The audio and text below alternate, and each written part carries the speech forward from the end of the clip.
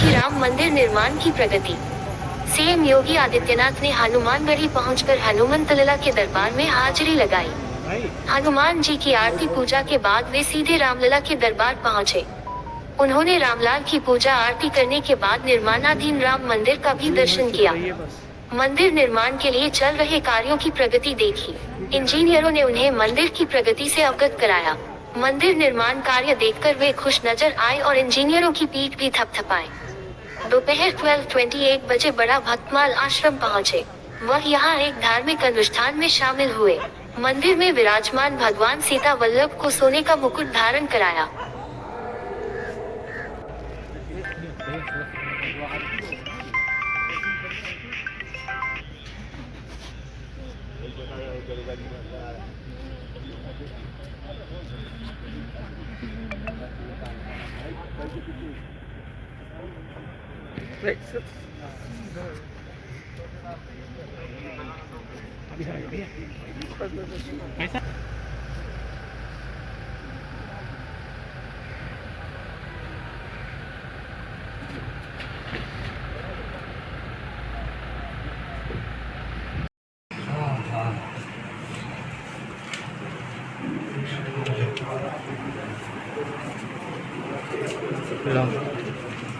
और क्या है, सब ठीक ठाक? क्या है, रविंद्र दास जी बोल रहे थे यहाँ आने के लिए। बंद हो रहा है ना? क्या है रविंद्र दास जी का, क्या है यहाँ से? उनका पारी पूरी आई है क्या? जी आने वाली। कब से? तो हमारे पट्टी के कब से आ रही है? महाराज ये आ जाएगा कब? इसी 2 महीने बाद।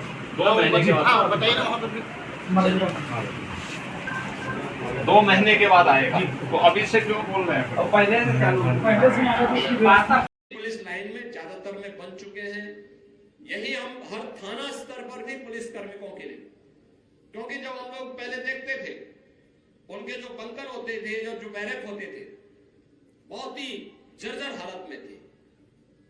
मुझे तो एक बार लखनऊ में भी जाने का अवसर प्राप्त हुआ था। उनके जो बैरक में मैं गया था तो मैं देख रहा था कि पूरी छत टूटी हुई थी।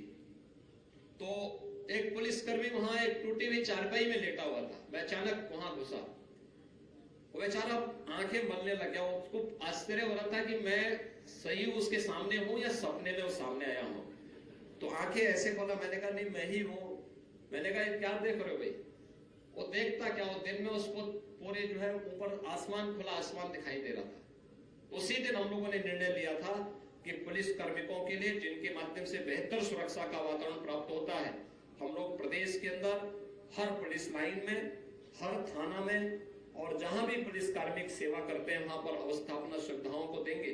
आज अयोध्या की इस रिजर्व पुलिस लाइन में यह 2 G+12 की 2 आवासीय सुविधाओं से युक्त भवन बनकर के तैयार हुए हैं। इनका लोकार्पण का कार्यक्रम हो रहा है। मैं इसके लिए सभी पुलिस कार्मिकों को और यहाँ पे निवासरत पुलिस कार्मिकों को भी हृदय से बधाई देता हूं। अब दूसरा, जनपद स्तर पर जहां यहाँ पे विभाग को भी, विभाग के साथ साथ जिला प्रशासन इसमें नोडल अधिकारी नियुक्त करते हुए बेहतर समन्वय की व्यवस्था कर ले। आज तो हर आंगनबाड़ी कार्यकर्त्री को एक स्मार्टफोन भी उपलब्ध करवाया गया है। अपनी प्रतिदिन की गतिविधि को वो उसके माध्यम से अपलोड करती हुई दिखाई देगी, तो उसके परिणाम हम सबके सामने आएंगे और जो रिजल्ट आएगा यही आपकी उपलब्धि होगी आज के दिन पर। क्योंकि केंद्र और राज्य दोनों सरकारें अपने अपने स्तर पर सर्वे करती हैं और सर्वे में रिपोर्ट लेती है। या आवश्यक नहीं कि हम आंगनबाड़ी केंद्र में जाकर के ही अपनी रिपोर्ट लें। हमारे पास पंचायती राज विभाग से भी जुड़े हुए आंकड़े होते हैं, हमारे पास स्वास्थ्य विभाग के भी आंकड़े होते हैं, हमारे पास नगर विकास के आंकड़े होते हैं, बेसिक शिक्षा विभाग के अलग होते हैं, अलग अलग विभागों के आंकड़े होते हैं। और फिर सरकार की विभिन्न एजेंसियां भी इस मामले में अलग अलग समय में कार्य करती हैं। उन सबके परिणाम जब एक साथ जोड़े जाते हैं तो हम लोग इस निष्कर्ष पर पहुंचते हैं कि हमने जो कुछ किया, अगर हमें अपने स्वयं के कार्य से संतुष्टि नहीं है तो परिणाम कभी संतोषजनक नहीं हो सकता। कि हम जो कार्य कर रहे हैं इसके परिणाम भी बेहतर होंगे और उस परिणाम को लाने की स्वयं की जिम्मेदारी मेरी होनी चाहिए। आज यह कार्य यहाँ पर हम लोगों को एक बार फिर से लेके चलना है कि प्रदेश के सभी 75 के 75 जनपदों में हार्टकुक मील का जीरो योजना प्रारंभ हुई है। 3 से 6 वर्ष के बच्चे के लिए जहां हमें इसे प्रभावी बनाना है, वहीं जो राष्ट्रीय शिक्षा नीति का नया प्रारूप आया है, प्री प्राइमरी के रूप में हम लोग आंगनवाड़ी केंद्रों को भी तेजी के साथ आगे बढ़ाने में अपना योगदान दे सकेंगे।